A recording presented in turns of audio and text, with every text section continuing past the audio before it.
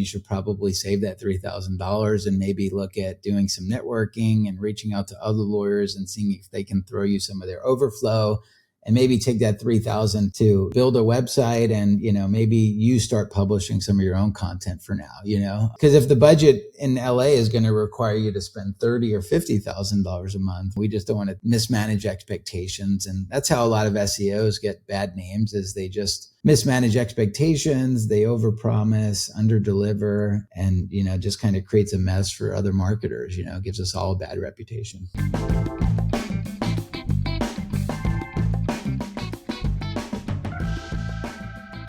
Hi, and welcome to the Optimized Podcast. My name is Nate Matherson, and I'm your host. On this weekly podcast, we sit down with some of the smartest minds in content marketing and SEO. Our goal is to give you perspective and insights on what's moving the needle in organic search. Today, I'm thrilled to sit down with Jason Hennessey. Jason has been in the industry for a number of years, over 20 actually, and today he's the CEO of Hennessey Digital. In our episode today, Jason and I chat about a category of organic search that I just don't know that much about, that being the legal SEO space, and I'm excited to learn more. We also chat about how search is changing, algorithm updates, building an agency, and a heck of a lot more.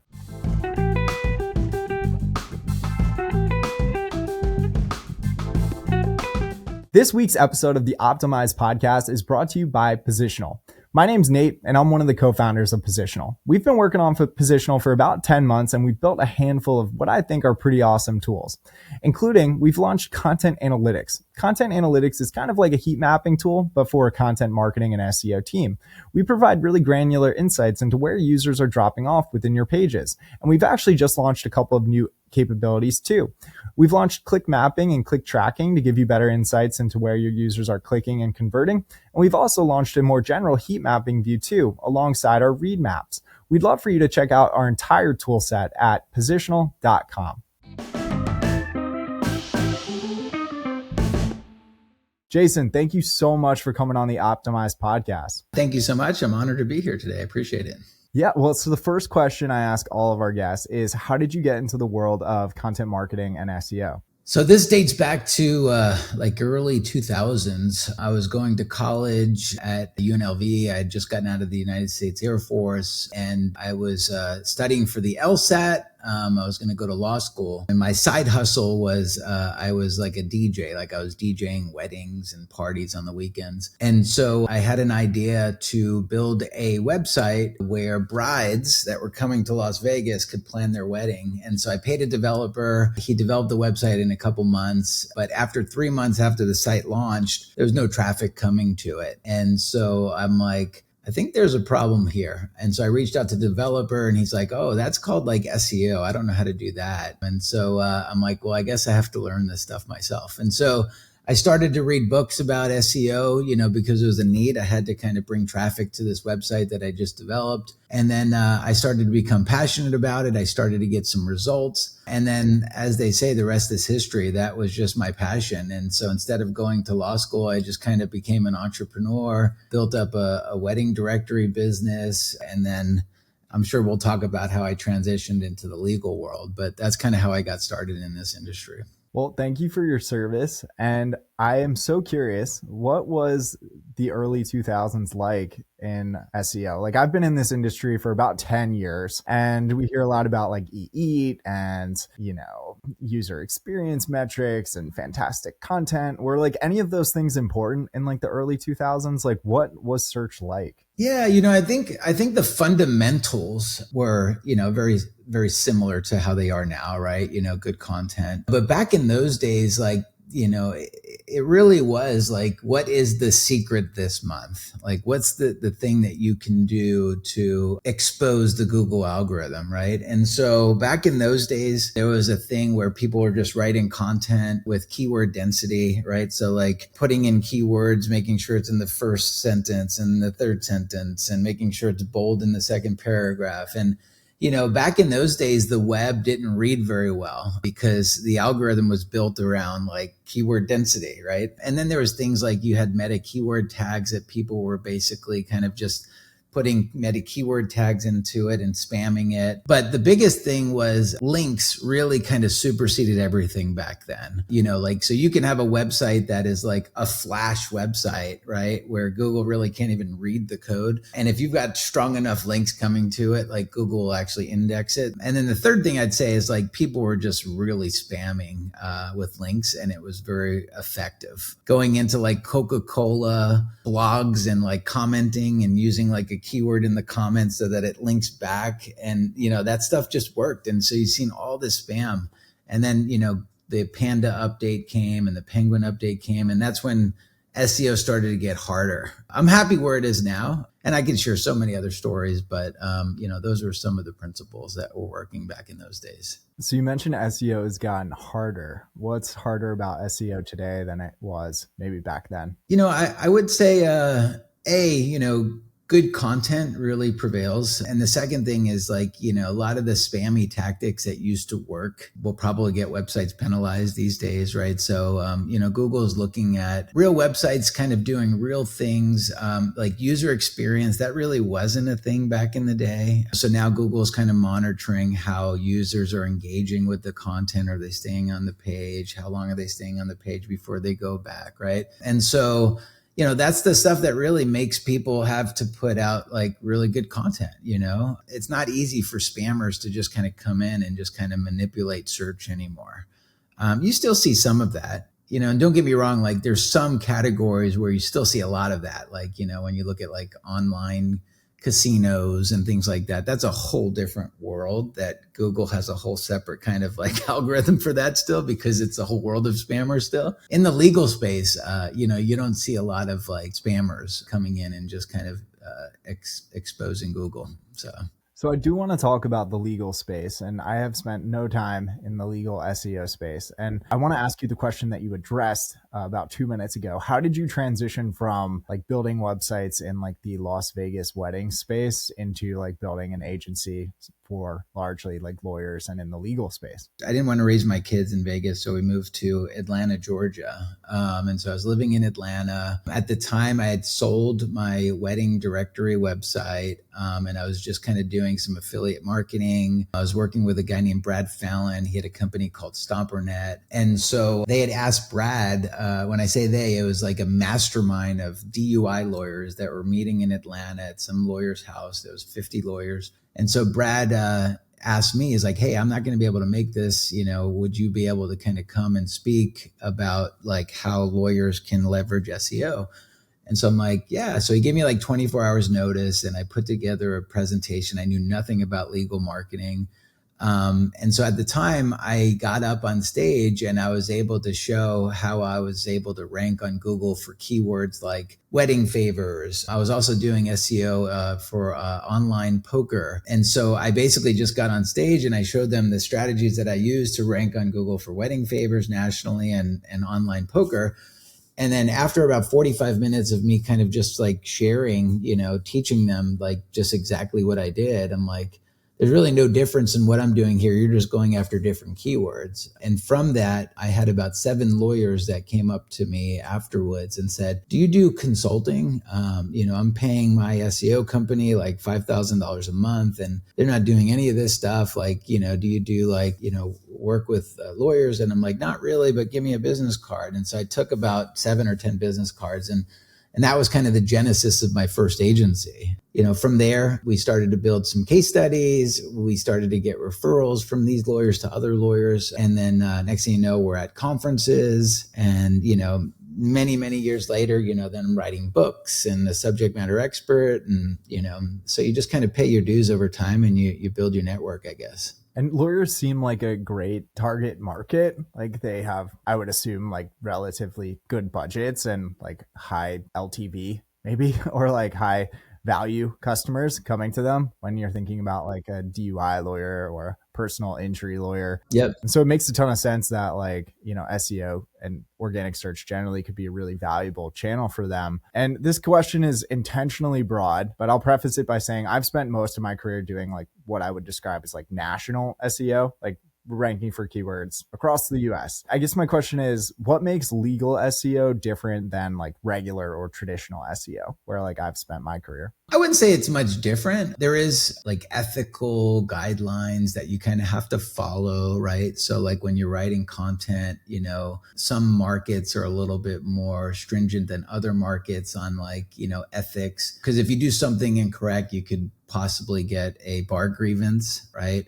So what I mean by that is like, saying like, we will win your case, right? You can't really say we will, you can say we may win, right? You can't say that we're the best lawyers in Georgia, like stuff like that. If the state bar saw that, you probably would get some kind of a bar grievance and you'd have to like fix it, right? So there's a lot of rules in place that it would probably not affect a lot of other industries. It's very competitive, let's say, because these lawyers, heck, some of the lawyers that aren't competing very well from an SEO perspective are, leveraging pay-per-click to drive traffic, right? And so in some cases, these lawyers are spending $300 to $500 per click, and when you think, why would they be spending $300 to $500 per click? Well, you look at like, well, what is the ROI, of it, right? And so one case could be worth as little as $3,500 to a lawyer, but another click that comes in could be worth like $2.5 million,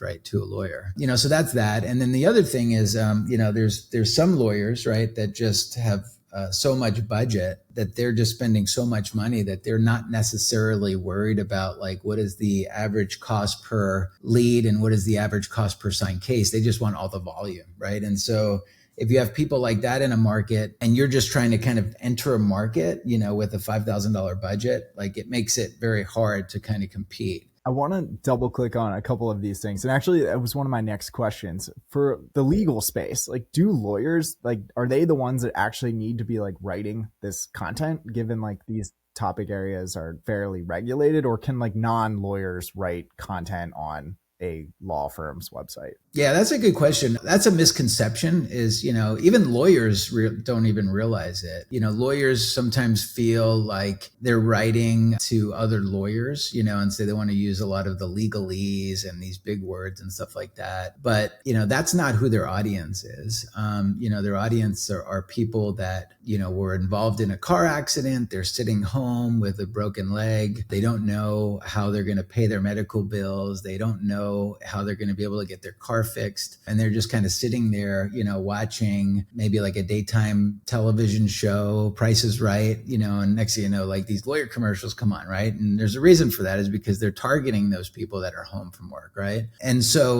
that's their audience, right? So their audience, really are people that, might have like an 8th grade to 12th grade education. And so when you kind of understand who your audience is, you don't want a lawyer writing to these people. You want somebody that's good at kind of writing sales copy, persuasive copy, stuff that, gets into the psyche of the person that's sitting there and understanding their pain points. Or are you involved in a car accident? Do you not know how you're going to be able to pay your medical bills? Are you afraid that, you're not going to be able to get your car out of the impound shop? All that stuff, right? So anyway, we do have lawyers that kind of review our content just to make sure that we're not saying anything that's going to get anybody disbarred.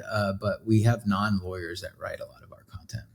So from like a competition standpoint, like most of the lawyers that like you've worked with in your career, are they operating at like a very local level, or are lawyers actually like implementing SEO strategies on a national level too? Most lawyers operate within like a DMA. So like Atlanta would be like a big DMA, but then they might cover a lot of the smaller cities surrounding that DMA, and that's typically how it works. And it's just because they're trying to build a brand, right? Most of these lawyers that are kind of, that have advertising budgets and stuff like that, it's really hard to build a brand nationally. Now, there are a couple firms that are doing a good job of that. There's one called Morgan & Morgan, right? You probably see commercials for them. They're like a national firm, but that's an outlier for sure. That's not common.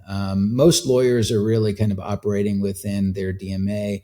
They're putting billboards up. They're doing radio commercials in their market.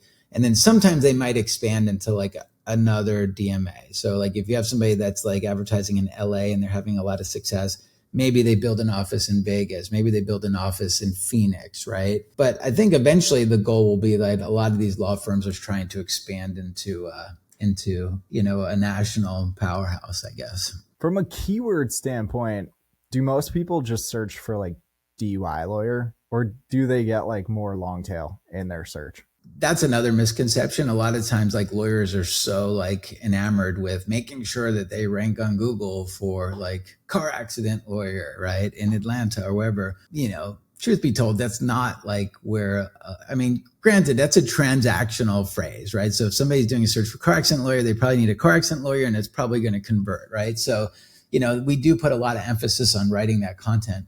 But then there's other things too, like how to get a copy of your police report, right? Stuff like that, where you're kind of like capturing people at different parts of the funnel, which, might be a little bit higher in the funnel or a little bit lower in the funnel. That's really where a lot of the search volume comes in, is like through all these FAQs that you write. And this might be a stupid question, but for that law firm in Atlanta, like if they write like a piece of content about how to obtain a police report, I'm guessing that piece of content that they've created is like specific to that individual city or cities that they operate in. Would that be right? It is. So like, yeah. So like when we write the content, you will basically say, how to get a copy of a police report in Georgia, right? Or in Atlanta. So when you write the content, you are trying to optimize it for that particular city. But that's not always the case. Sometimes you just might write an FAQ that, you would think would be competing nationally.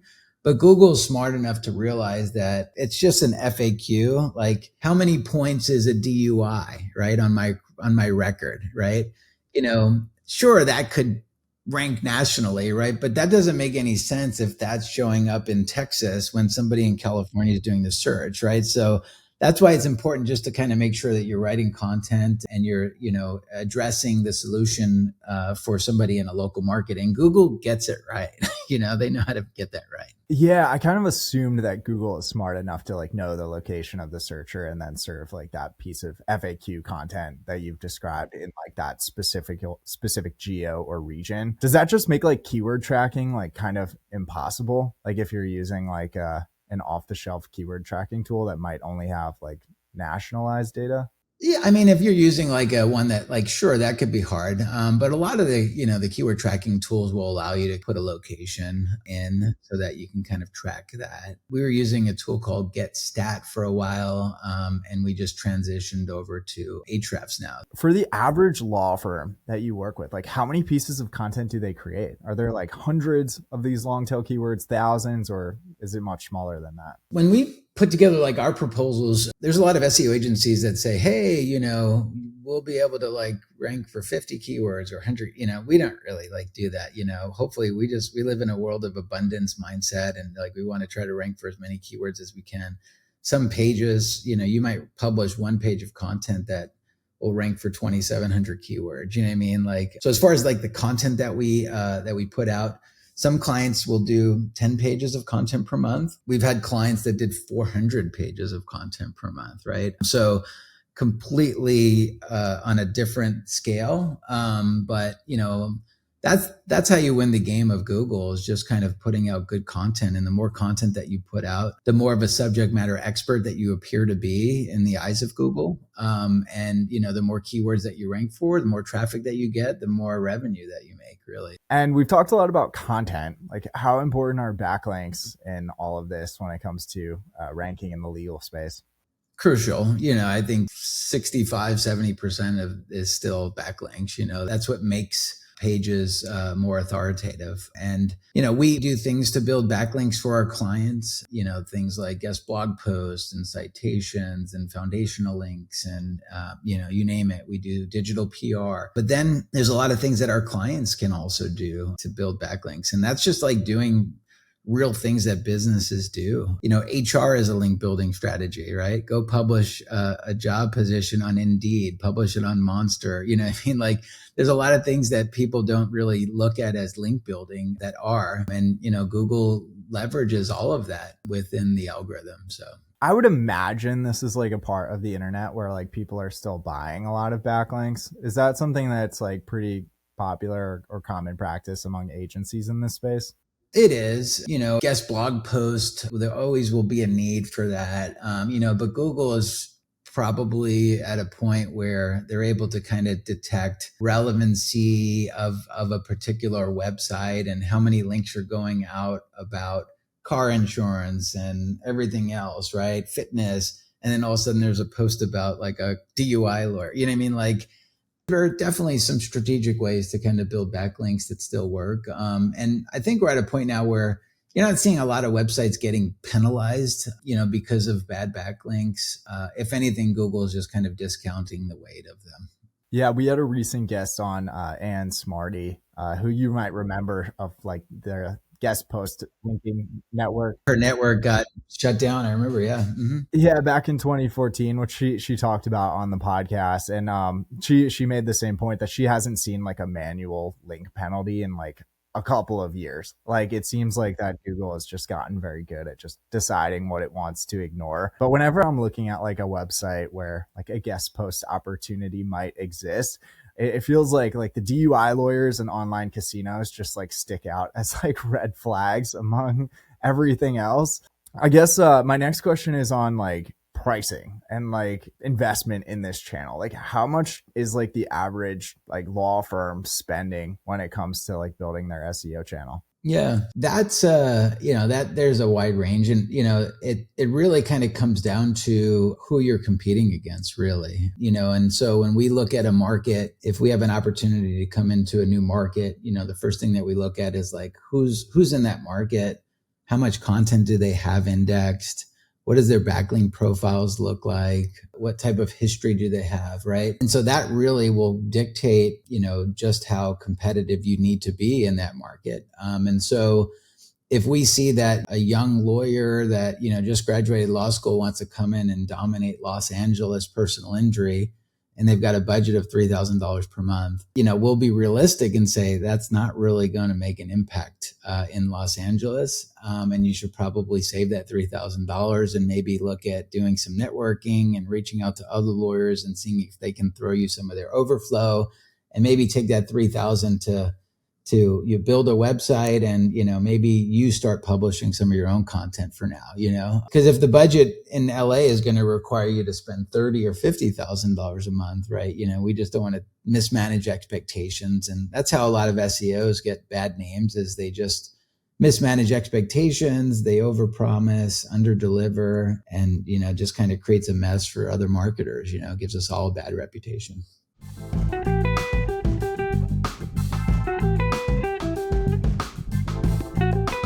We're about halfway into this episode of the Optimized podcast, and I just want to bring you a special note from one of our sponsors, that being Positional. If you're anything like me, you probably love internal linking, but you probably don't do enough of it. And it probably takes a ton of time to find missing internal links throughout your old pieces of content and then internally link the new pieces you create. And that's why we built internals. We'd love for you to check out our internal linking tool set at positional.com. And that was a word from our sponsors. Now back to this episode. So for like a lot of these keywords, they feel like very commoditized. Like there's probably only one way to write an article about like how to get a police report in Buckhead, Atlanta. How do you like think about differentiation or like the unique value that you might be able to provide in these content pieces that might be serving keywords that are very commoditized? And there's really not a lot that you can do. Like, what really makes your Atlanta car accident lawyer page stand out more than like 100 other firms that are writing an Atlanta car accident lawyer page? I think brand is important, right? I think Google puts emphasis on brand, like how many people are searching for a brand online. So I think that's definitely part of an algorithm, right? So if somebody's doing a lot of radio and TV and billboards and people are searching for that firm by name, I think they get a little bit of extra credit in terms of like ranking, because they probably should be ranking if people are searching for their brand name, right? So that's something that plays into this. The other thing is obviously the authority of the website. The site that has the strongest links are always going to rank higher. The sites that are leveraging internal linking a lot better, right? I think that's a big strength of doing SEO, is like leveraging your pages and building out silos and topical clusters. And then I'd say the third thing is really like, those that are leveraging video content as well, right? Doing things to kind of improve the user experience so that people are staying on the page a little bit longer. And video instead of just an article that looks like a blog post about how to file a police report versus like a lawyer kind of giving you the steps on how to do it on a video. That's interesting that you mentioned video, because we had a previous guest on who like swears by video. He added like videos to like 50 of his pages and then didn't add videos to like another 50 pages, and saw like a really positive impact on like the pages in which he did add videos to. And I totally agree with you that like videos are great in terms of like keeping people engaged and keeping them on your page longer and sending all of that good positive signal to Google that your page might be a good one. So would you say that like video is like one of the most important things in terms of differentiation right now? 100%, not only for the SEO benefit, right? Because you do get those user signals, people stay on the page, but just in general, like, people like to do business with those that they like and trust, right? And so it's more of a conversion tactic as well, right? So somebody comes to a page, and it's just a 2,000 word article about like whatever, like they're probably going to be like, okay, this is interesting. And they might click back. If somebody comes to the next page and there's like a video of a lawyer there that's, that says, I've tried like 100 cases just like this, like, you don't have to like worry about like losing sleep. Like, this is not the end of the world. Like, we're going to be able to help you. Give my firm a call today and we'll do a no obligation phone call. I'm happy to jump on a call with you. And what I mean? Like, I'm going to feel more comfortable kind of picking up the phone and calling this lawyer versus like, those that don't have video. Right. So it adds that human connection, I guess. And by the way, you did write a book called Law Firm SEO, which I kind of forgot to mention like 10 minutes ago. So for all of our listeners, we will include a link, I should say, to that book, Law Firm SEO, in the show notes. And I know you've recently published a book on honest SEO, demystifying the Google algorithm to help you get more traffic and more revenue. And this is currently an Amazon bestseller in multiple categories, including SEO. The next question I want to ask is on algorithm updates. 2023 was a very volatile year in search. There were a lot of algorithm updates. It caused a lot of pain for a lot of folks that we've talked to on this podcast. Did the algorithm updates impact like the local regional level in the legal space, or not so much? I think it affected a lot of industries, like the helpful content update, that definitely had an impact on the legal niche, stuff that most people aren't even paying attention to, like your reputation, right? You might have amazing SEO and your content is perfect and you've got videos, but when Google looks at your Better Business reviews and your Google reviews, and they look at like your Glassdoor of what your employees are saying about what it's like to work at your company, right? Yelp scores, right? Stuff like that. That stuff that has an impact on your rankings now that a lot of people never really paid too much attention to. And it makes a lot of sense, because why does Google want to kind of promote businesses that are not really kind of giving a good experience to their customers and their employees? So we had some stuff like that, where you had some firms that, had good SEO, but, they just weren't paying extra close attention to their reputation. And those sites got affected. So you do see stuff like that. And I'm for that. I think it's good that Google continues to, make the playing field a little bit harder and harder, and they're doing it for all the right reasons. So why did you write the book? What led to this new book from you? Well, the Law Firm SEO book, I wrote that specifically to target, lawyers that, to be honest, that were just kind of getting taken advantage of. There's a lot of bad actors in our industry. And, usually by the time somebody comes to me, they've already been taken advantage of 4 times. They're really skeptical. They don't want to part with their money just because they had bad experience. And so my goal is, I don't ever really try to sell anybody anything. I'm just trying to educate people. And I think the best way to educate them is just to get them into my head for a couple hours. And so I send them a free copy of my book. They read it. And if they're if they're comfortable in moving forward, then we do that. I go to conferences and give out 2,000 books, sometimes. So that's the reason why I wrote law firm SEO, just because that's my niche. But then a lot of the principles that I wrote for law firm SEO, because that's such a micro niche, are applicable to, anybody that wants to learn SEO. And so that was the motivation to kind of write honest SEO. And so a lot of the same principles that you'll find in law firm SEO are in honest SEO, but it's just targeting a different audience, I guess, if you will. What are maybe like 2 or 3 of those principles that you think are really important and that you cover in the book?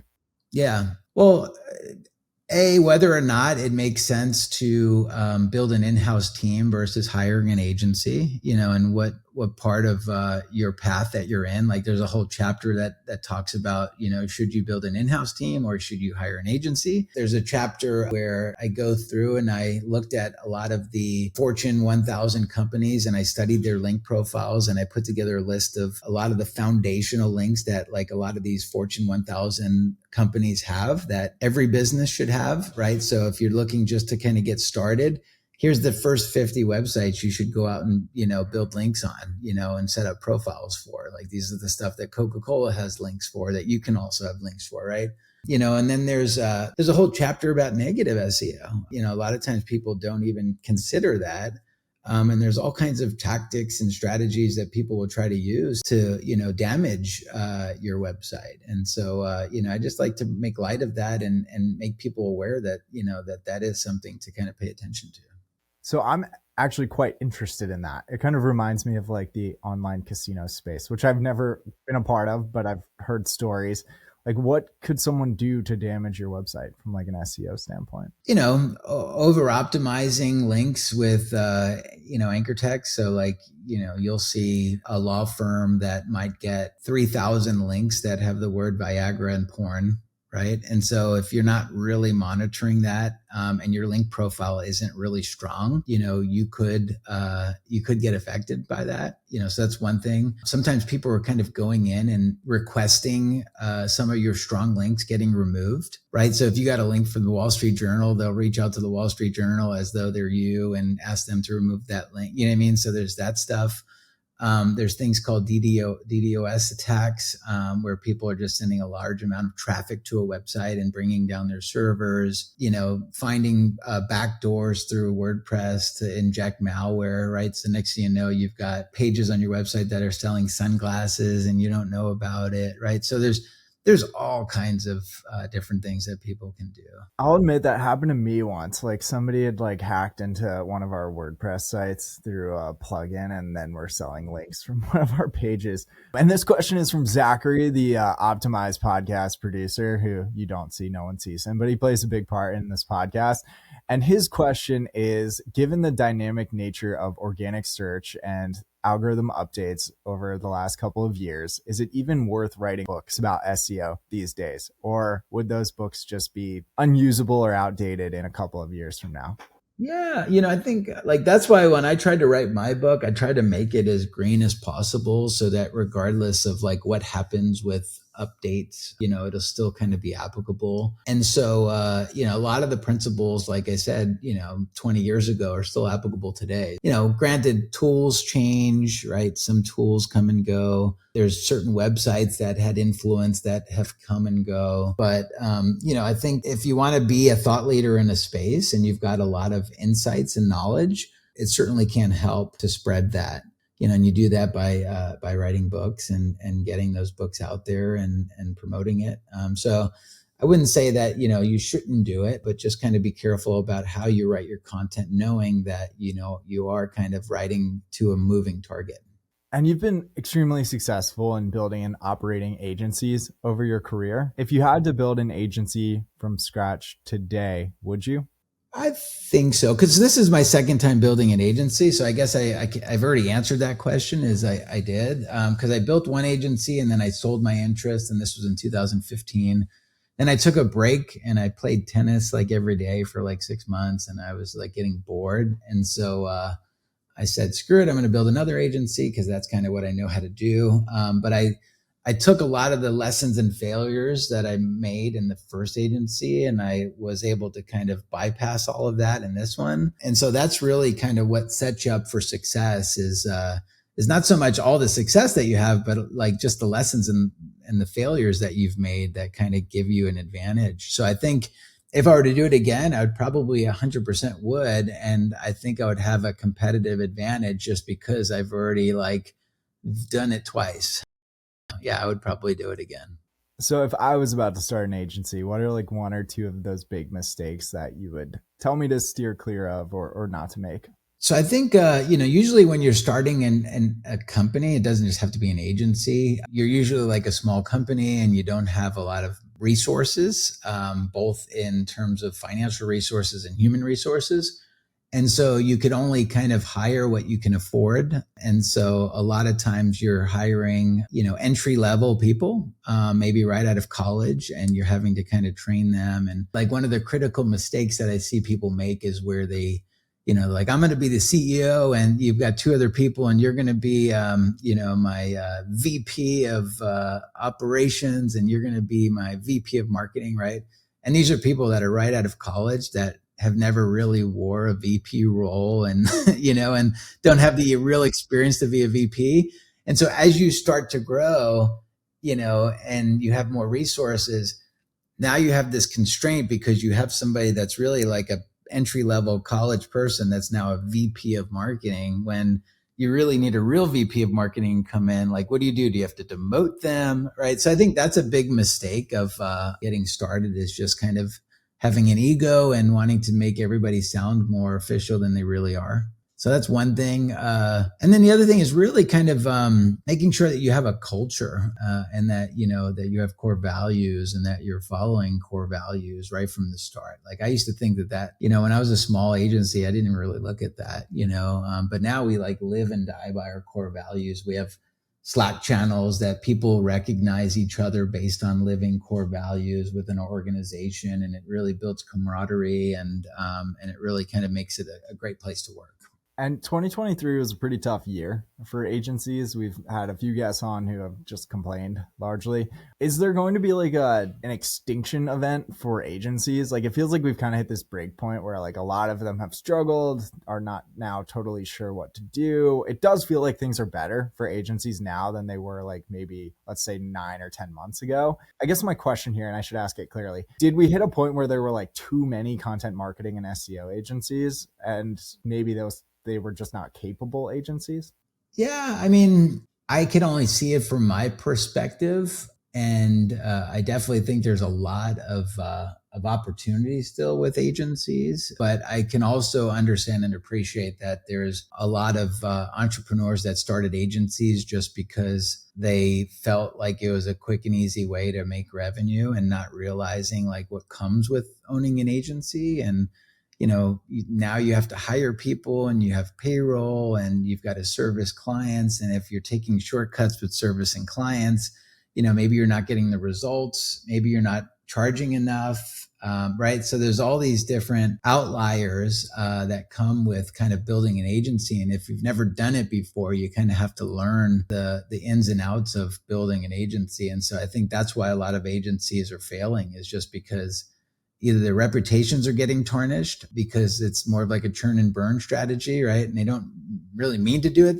but they just kind of set up their agency and didn't have the experience to know like what truly works and what doesn't. I was looking at a Facebook group recently and they said, it was like an agency group. And the question was, how long did it take for you to make your first $10,000 per month in revenue, And there were some people that were in there that was basically commenting like, 2 years, 9 months, whatever, 16 months. Like that's a long time, 2 years to make your first $10,000, like per month. Like that seems like a long time. And so I don't know. I guess they just didn't have the right strategy to kind of like really kind of build out an agency the right way.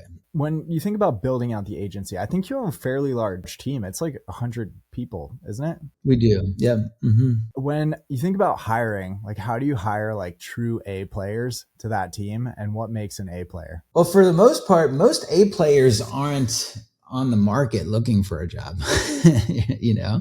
because if they're an A player, they're probably like doing A player things, and it's like Aaron Judge, right? You know what I mean? Like he's just not a free, it's not on the market. You're gonna have to go to the Yankees and try to pick him up and pay a lot of money to get him to come over, right? So that's the first thing. The second thing is just kind of know my strengths and my weaknesses, and I am not an HR person. I don't have an HR background, and so we brought in an HR team. We've got a director of people success. That's her role. And her whole role is making sure that our people are successful.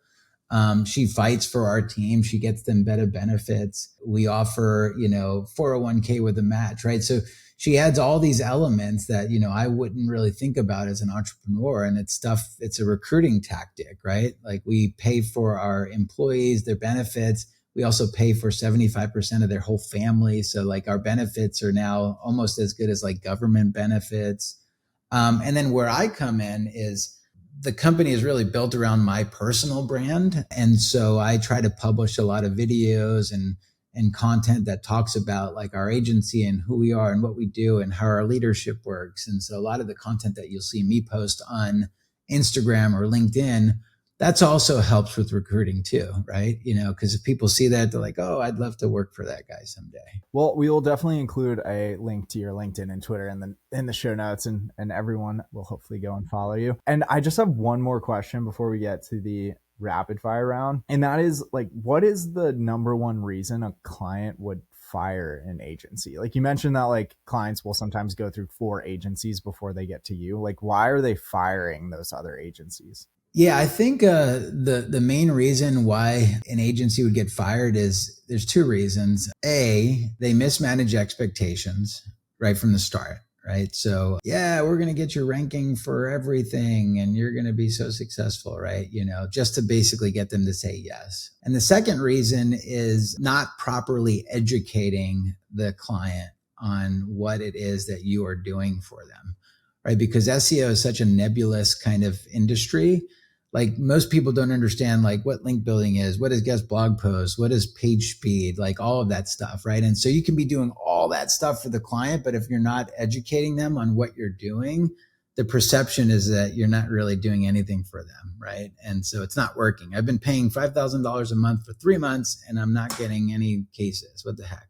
Well, if you would have managed expectations and said, hey, listen, you're probably not going to see cases till about 9 months at a $5,000 per month budget. And by the way, this is everything that we're doing. Now you're building a true relationship with the client and they'll stay around a lot longer. Yeah. And we see that in our business too. Like we sell software to content marketing and SEO teams. And a lot of our customers tend to be like early stage startups. And they'll reach out to me in like 3 to 4 months and say like, why isn't this working yet? And I mentioned to them at the very beginning that like, this is like a long-term channel. It's a marathon. It's not a sprint. Mm-hmm. But it must just be that for like certain companies, like they can't conceptualize like search being like a 1 to 2 year initiative. It's the same thing as the stock market. You know what I mean? Like you don't just invest in 3 months and you retire. You know what I mean? Like that's not how the stock market works, right? So, well, this has been so much fun, Jason. I've learned a lot. And if it's okay with you, I just have a few rapid fire questions I'd love to ask. Yeah, this is great. Thank you. So human versus AI generated content. Do you have an opinion or a perspective here? Human content for stuff that I think is more competitive, stuff that has high search volume, high competition. However, you can use AI content for stuff that would be low competition, low search volume, and you can probably get away with it. Have you ever had to fire a client? 100%. Yeah. We fired, I don't know, maybe like 3 clients during my time owning agencies. Mostly it was because of the way that they were treating our staff. If a client doesn't fit within our core values, and one of our core values is have fun, don't be a jerk. And so if some of our clients are actually being a jerk to our staff, like we'll, disengage the relationship. What's the biggest SEO budget you've seen on a monthly basis for a law firm? We've had lawyers that have paid $200,000 plus per month for just SEO. That's amazing. And you and the agency and 2024 ahead, like, do you have like a big goal that you're trying to achieve or some milestone you want to hit this year? Yeah, for us, we're trying to kind of grow to the tune of about 25% this year in terms of top line revenue, but we're also trying to get our margin closer to about 23 to 25% too. Well, this has been such a fun episode, Jason. Thanks for coming on the Optimize podcast. And we'll include links to your social profiles as well as the few books that we've mentioned in the show notes. But is there anything else you'd like to say to our listeners? No, I just appreciate you taking the time to interview me. I appreciate, Zach's assistance and kind of all the preparation that you guys did for this call. So thank you. And to the listeners that invested an hour or so just kind of listening to this, I appreciate it. Hope you got value and hope to connect on social media.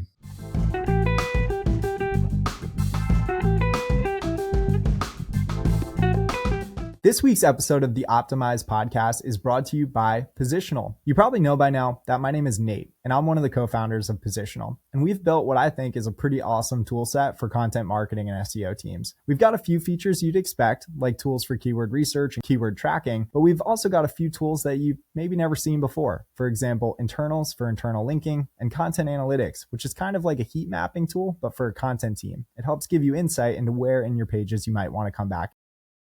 We've got about 8 tools, and we'd love for you to check them all out at positional.com.